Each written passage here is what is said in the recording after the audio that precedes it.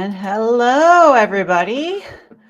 My name hello, Josh. Hello, Amanda. My name is Corrie LoGiudice, and I am a professional keynote speaker. I speak on the topic of overwhelm, and today we are covering probably one of the most overwhelming topics that I personally have had the misfortune of experiencing. We're talking about sexual assault. It is April. This is, I believe, the 23rd anniversary of Sexual Assault Awareness Month. And today I am honored to have on this session with me today both Josh Hanson as well as Amanda Cohen. They are from the Safe Center, Long Island. And today we're going to be really diving in and having a very direct and open conversation regarding the overwhelming trauma of sexual assault. So what is it? Who gets impacted by it, and what can we do as communities to help people through this challenge and make an impact? So thank you so much for joining us, Amanda and Josh. Absolutely. We are so happy to be here, Corrie. Perfect. So let's kind of kick it off with probably the most important question to start with. By definition, what defines sexual assault? Mm-hmm. Yeah. So this is one of those things we like to just set the expectations around what we're talking about. A lot of people have an image that comes to mind when they think of sexual assault, which is things like forcible rape, right? And that's not all it includes. So sexual assault is a spectrum of behaviors, and it includes things like fondling, unwanted touching, which can certainly happen over your clothing. It includes things like forcing someone to perform a sexual act on you, or forcibly performing a sexual act on someone else. It's also things like taking explicit photos or videos of somebody without their consent or knowledge, which I think is a really topic that we have to be talking about because technology plays such a large role in these issues. And then it's also the things that we traditionally think of, right? Attempted rape, forced penetration, things of that nature. And one of the things we're going to talk about a lot today and kind of thread into this conversation is the idea of consent. And so sexual assault is really a subjective experience, and consent is something that is an ongoing dialogue between partners, right? And it's something that needs to be kind of revisited, and it's deeply personal, and it's super nuanced, it's super situational. So that's generally what it is, but it also looks different for everybody. Mm-hmm. No, that makes sense. So with that said, looking at the numbers, who generally falls into this realm that could potentially be victimized? What does that scape and scope look like? Yeah. So sexual assault affects people across the intersectional identity spectrum. There are certain groups that are more likely to experience sexual assault because of certain vulnerabilities that we'll speak about. But generally, we're going with some national statistics just to really generalize this idea for everybody. Every 68 seconds, someone in the United States is sexually assaulted, and every 9 minutes, that is a child under the age of 18.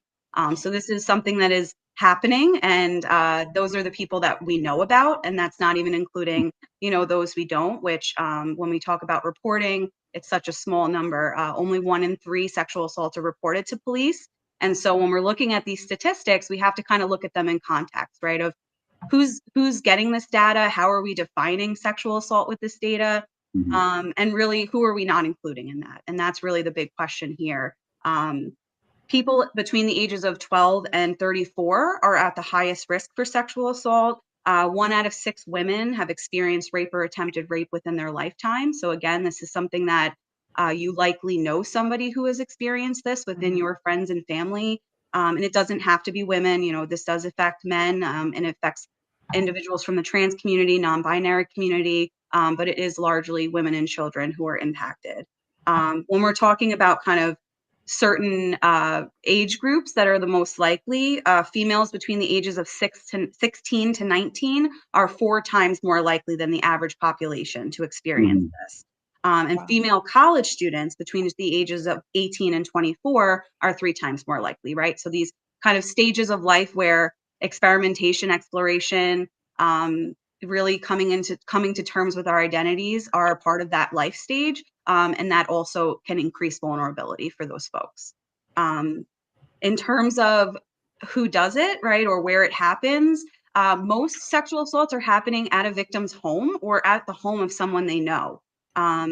In about 80% of the cases, sexual assault perpetrated by somebody that the victim either knows intimately or has a previous relationship with. And only less than a quarter are committed by a stranger or somebody that the victim wouldn't be able to identify. So I think a lot of the time we think this is like a stranger situation. It's oftentimes acquaintances, it's friends, it might be an intimate partner that you are actively in a relationship with. And so, again, when we're looking at the statistics, we have to include the people who maybe aren't identifying that they've been sexually assaulted, or are choosing not to report that, and that's not coming up on any radars. Mhm. Got it. Well, that actually brings up a great kind of follow-up question to that. So if it's something that people historically really aren't reporting, right, and they're not talking about it, what are some signs that somebody that we might know may be a victim? Yeah. Yeah, I think it's, one of the things to note is that there isn't sort of a diagnostic test for someone being a victim of sexual assault. And so while we want to provide some information about how one can identify that a change in behavior may be related to a sexual assault, it isn't diagnostic. And so, none of this is intended to identify or be used to identify someone as a sexual assault victim. And that's really a very intimate conversation that, really needs to be navigated with care. But I think Amanda, works very closely with individuals, across the lifespan who've been impacted. So she's going to talk a little bit more about that here. Yeah. Yeah. So some of the things that might come up with somebody who's experienced sexual assault are a lot of the things we see with just generalized like mental health distress and trauma in general. And so we might see things like somebody withdrawing from their friends and family, kind of being increased in their worry, maybe hypervigilance, being really super alert of their environment, just appearing overall like uncomfortable, distressed, kind of out of their normal routine as compared to how they normally would be with their friends and family. Folks who have experienced sexual assault may also kind of engage in some higher risk behaviors as a coping mechanism. So you might see somebody engaging in self-harming behaviors, having thoughts of suicide, or just overall, again, mental distress, depression.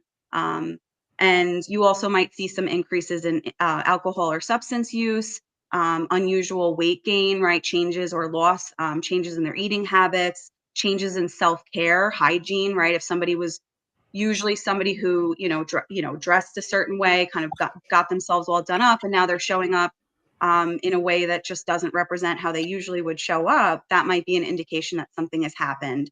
But there also can be no indicators whatsoever, right? There's some folks that this happens to them and they just kind of shove it right deep down and don't show any outward signs of it.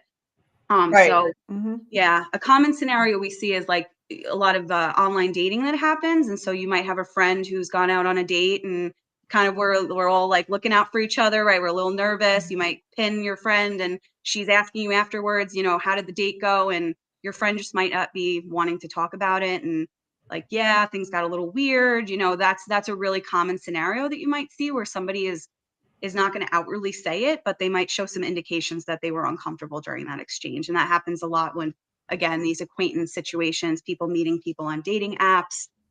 So those are some of the things that you can kind of look for potentially.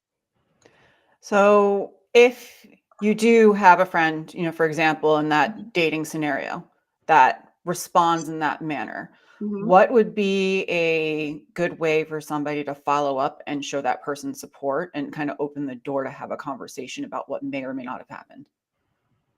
Yeah. So the best thing to do in that situation is first and foremost believe the person, right? We often make the mistake of going to that victim blaming place, right? Of well, what happened? What were you wearing? What led up to the incident? Instead of just trusting that that person knows themselves best and they know their own boundaries and whether or not those boundaries have been violated. It's not our role to question the incident, right? This was their experience, and so we believe them. We validate the feelings, and we leave it to the survivor to tell us how to best support them, right? We don't have to come to the rescue. We don't have to fix or save them. We can just be there as a loving support and remind them that, it wasn't their fault and that there is help available. And you can also, familiarize yourself with some local resources. If you're in Nassau County or on Long Island, we have the Safe Center. Many of the counties in New York have their own rape crisis programs, which we possibly couldn't name in this call, but Certainly, it's easy to Google. It's our hotline number is everywhere, and we encourage people to reach out and familiarize themselves with our services if they or a loved one, has experienced this. Mm-hmm. I just want to echo and emphasize what Amanda said in the beginning. I think if you're someone who is is told that someone you care about has been sexually assaulted, your response is so important. Your initial response is so very important. I think, as Amanda talked about, we can have our own reactions to that, but it's really important that we're mindful of how we respond to the individual, because that's going to shape their help-seeking behaviors in the future. And so it can really have a negative impact if we're very skeptical, if we're, oh, I know him, I don't think he would do that. Those kinds of responses can have a significant negative impact. So I think it's just so critical to be very, very mindful and intentional when someone shares something like this with you, and to also let them lead. Right, that we talk a lot about empowerment, voice, and choice at the Safe Center, because the issues that we respond to, sexual assault, domestic violence, child abuse, are all incidents where someone has had their autonomy, had their power of choice taken away from them. Mm-hmm. So it's really critical as we respond to these issues that we're really centering that voice and choice of the victim and survivor. Perfect. Excuse me, sorry. I don't know why out of nowhere my throat, it's got to be the pollen and stuff in New York. Allergy. It's actually like hell right now. Oh, very, very, I'm very sympathetic. I'm battling a cold myself. So yeah. Thanks. All right. So we've talked about, how to interact with those around us who we believe may have experienced it. What about from the flip side? If you're out there listening right now and you've very recently been victimized, where should they start? Yeah, so I want to start too with not all individuals will identify it as sexual assault right away. And so it might take some time for them to come to terms that this is something that really bothered them and that they really do feel like their boundaries have been violated. So we want to just encourage people to trust their gut, right? If something didn't feel right, that is the time to maybe reach out to someone you trust and have a conversation or seek some help. If you are looking for care after a sexual assault, the best thing to do is to get somewhere safe, right? And just really know that this wasn't your fault and that there is help available, right? We can support somebody after sexual assault. People can lead their life after sexual assault, and that support that they get in the very few, minutes or days or weeks after sexual assault is so important. So some of the kind of tangible things that we can encourage somebody who's been sexually assaulted is it is best not to shower or eat or drink if you are planning to get a medical exam. And so one of the things you can do is take any clothing or linens that were involved in the assault.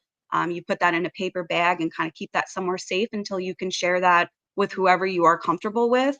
There are a few of what we call the safe centers. I know that's a little confusing because we are the Safe Center. Safe in this, in a medical context, refers to a sexual assault forensic examiner center. And so we have a few of them in Nassau County, and they are typically in every county. There is a designated safe center, which is an emergency room that has a specialized unit that can respond to sexual assault and perform the specialized exam that's needed after something like that. They're trauma-informed training, and they really can kind of walk the victim through every single step of that process. One of the things that victims can also have if they go to the hospital is an advocate from the local rape crisis program. And so that person can really help to emotionally support them, to explain what their rights and options are throughout the process. And that's something that we would actually send somebody out to the hospital to sit with somebody during their ER visit. And then there's reporting to police, which is can be different for everybody, right? Some people may not want to report to police. Some people may. If you do want to report, it is better to do that sooner than later. However, you can get an exam and have evidence collected and have it stored with the hospital without reporting to police. So you can go and get that kit, get that evidence secured, and then decide later that you want to report to law enforcement. And the hospital will not be informing law enforcement unless you've told them that you want to move forward with the case. And then call us, right? Get some counseling, talk to an advocate, talk to an attorney if that's somebody that you want to consult with. because we want to make sure that you have the support you need after something like that. Absolutely. Perfect. Yeah. And then for those out there that maybe are listening to this who have been assaulted in the past, but the definition wasn't what they had thought it was, upon listening to this conversation, right? That maybe they're having second thoughts in their head, like, oh, maybe that was, different than I had thought it was, at the time. Yeah. What would be the best next steps for somebody in that kind of a scenario that are kind of realizing well after the fact that it's something that they were victimized to? Yeah.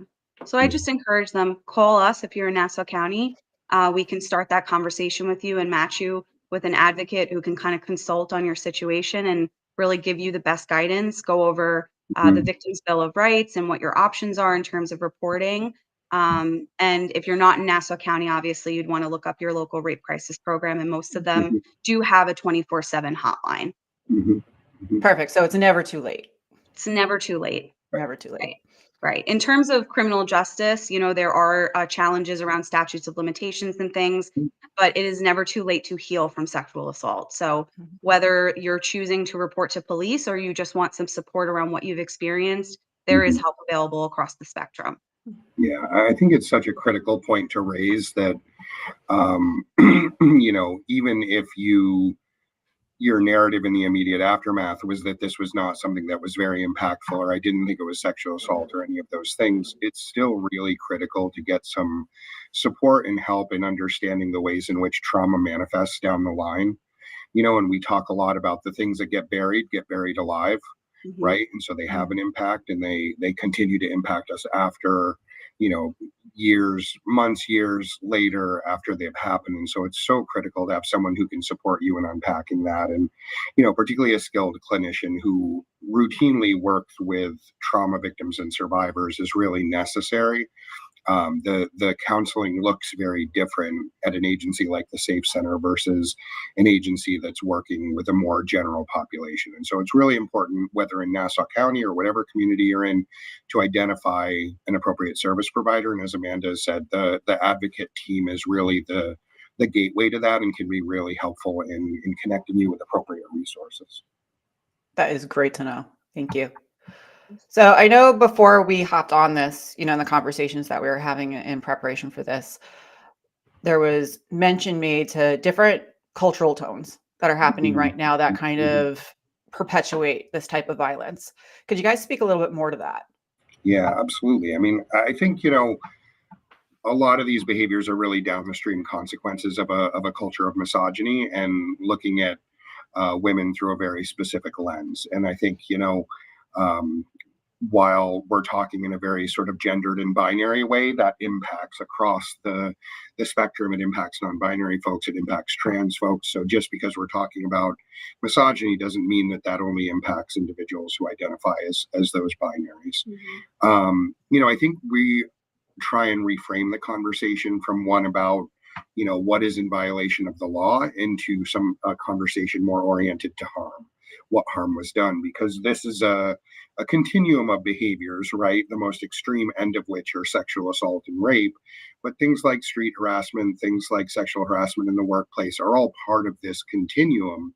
And I think when we put it into that larger context, I think we start to have a better sense of the prevalence of these issues and also how we intercede, which I think is really about having more conversations earlier on about things like consent and body autonomy and things like that. Yeah.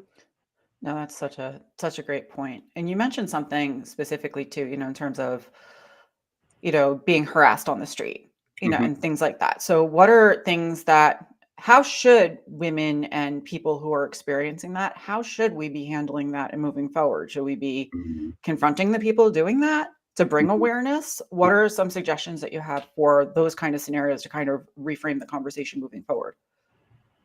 Yeah, so I'm going to speak a little bit about this, and I'm very mindful that I'm a man who doesn't experience street harassment in the same way. But I think one of the things that's really critical as a starting point for this conversation is safety. And if it is unsafe to confront those issues, then you absolutely should not confront those issues, right? We don't ever want anybody putting themselves in a situation because of harm that was done, that they're sort of compounding that harm, or they're putting themselves in a position where that harm would be compounded because of real safety concerns. And I think that's, as Amanda talked about earlier, there are certain communities for whom those safety concerns are even greater, right? Like, members of the trans community, people of color, like have a different experience, a different lived experience of the ways in which that harm can escalate very rapidly. And so I think it's really critical to start the conversation around safety and making sure that you're mindful of safe and unsafe. Yeah, there's Perfect. some bystander intervention that can happen when it is safe, right? There are conversations that can be had within intimate peer groups, on college campuses is a great place where we have a lot of conversations around bystander intervention. So yes, as Josh said, safety is a priority, but there's definitely ways that we can confront this issue in general by having those tough conversations. And that includes not just the people who are experiencing the harm, but individuals who are causing the harm. So best way would be to get involved in more of a community level, bring it up top of mind, and have those conversations as a group. Absolutely. I would add that, I think inherent in what Amanda's saying is like, a lot of our work is around educating the community. And so our goal is to educate certainly those people who are impacted by the issue, but also to reach those people who are around the people impacted by the issue, right? So that you have more people who understand how to be a skillful upstander or bystander if those situations should arise, so that it isn't entirely on the person experiencing the harassment, for whom there may be very different safety considerations than for me if I'm witnessing that situation and I step in a way that's sort of skillful and not escalating the situation. And so I think a lot of that is really skill building. And, we talk a lot about our work as a community partnership, that the Safe Center can't be everywhere all the time. We really need, if we're serious about creating safety, that's co-created and it's a community partnership. And that starts with education and really understanding the ways in which, if you're observing an inappropriate interaction, how can you step in, again, without escalating that, without making the individual who is the target of the harassment unsafe. Got it. Makes sense. So pivoting away a little bit, we had talked earlier about consent. Consent popped up, in a few different points during this conversation. Let's talk about what's the best way for adults to be talking about consent? How should we be talking to our kids about consent? Where do we go from here? Yeah. So I think when we're talking about consent, people automatically go to, am I going to be talking to my 5-year-old about sexual consent? And that's just, I think any of us understand that that's a ridiculous place to go. But you can teach a young child about body autonomy, about providing consent. Like, I have a 3-year-old daughter, and I tell her whenever we want her to go somewhere, like, okay, you can walk or we can pick you up, and we try and provide options for her. And even if it's okay, she's having a hard time and we just have to pick her up, we're telling her that, okay, I'm going to pick you up, and we're being mindful of communicating what we're doing and understanding that it's important that she has a sense of her own autonomy, as well as things like, if there are interactions where she's uncomfortable, like honoring that discomfort, right? That you don't have to give everybody a hug. You don't have to give everybody a kiss. Maybe you're going to give a high five. Maybe you're going to give a pound. Maybe you're going to give a pat on the shoulder, whatever it is, but really giving her more agency around the ways in which other people are authorized access to her body or allowed to touch her. It's a really critical piece. And I think teaching, again, our education department is out in the community doing that work with schools, with caregivers and PTAs and all those sort of organizations to help clarify healthy boundaries. And that's an education that has to occur across the lifespan, right? That when you're talking to very young children, it's about things like I just described, versus as you're getting into talking to particularly middle school age children, it's starting to talk more about dating and true sexual consent, because those conversations are happening, I think, earlier now than previously. And with the way minors are able to access information on the internet, it's more and more critical to frame those things and to provide a context for them around what they may be encountering online or they may be hearing from friends. Yeah, so true. Yeah, and I have 4 kids. My youngest is 3. They range up to 12. this point, and it's scary, some of the stuff with cell phones and everything else, like what everyone has access to and who are they talking to, and Yeah. having these conversations on consent are probably even more important now than ever, with how everything we have going on. I think one of the things I would add, if I could, Corey, is like, Sure. what we're hearing a lot is for a lot of minors, their first orientation to sexual activity is on the internet, and that's often through pornography. And it's often through pornography that's depicting fairly violent acts and violent acts absent consent.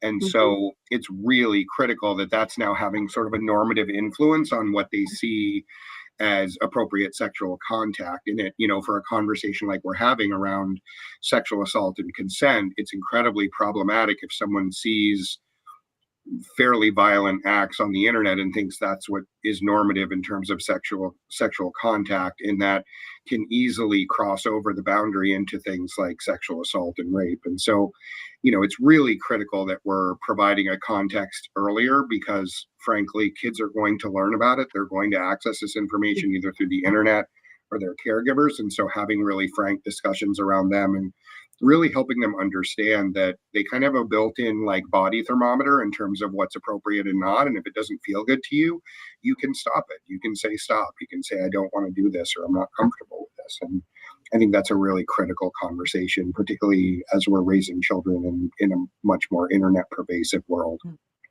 Josh, do you have any suggestions on different resources that parents might be able to look up to have these conversations, like books or Yeah. websites and things like that?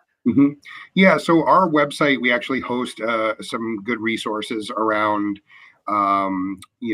navigating conversations about consent, around trainings. We provide, but we provide trainings of whatever length really, people are available for. And so it's certainly something we could provide.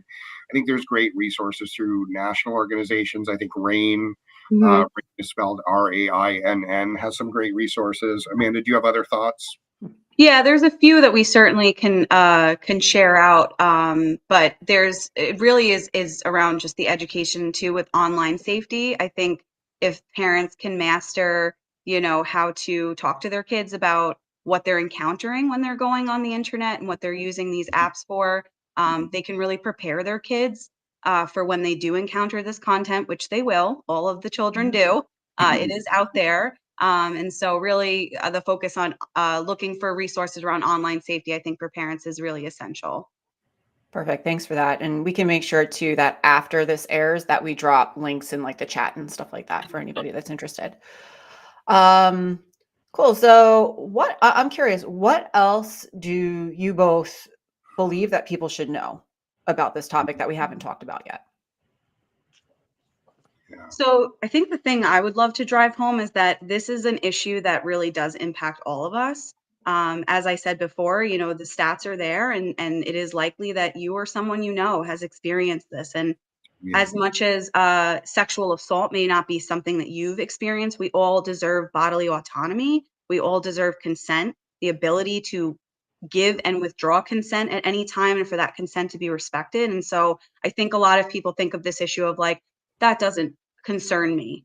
When it's like, no, this is a joint issue. If we all did our part to understand what this looks like and how we can support people who have gone through this, and to have conversations with folks who may be causing sexual harm as well, right, in safe, appropriate spaces, I think that's really where we can all be a part of really supporting this issue and really bringing awareness to it in a way that does more than just it's there, right, of really making an impact on a systemic level.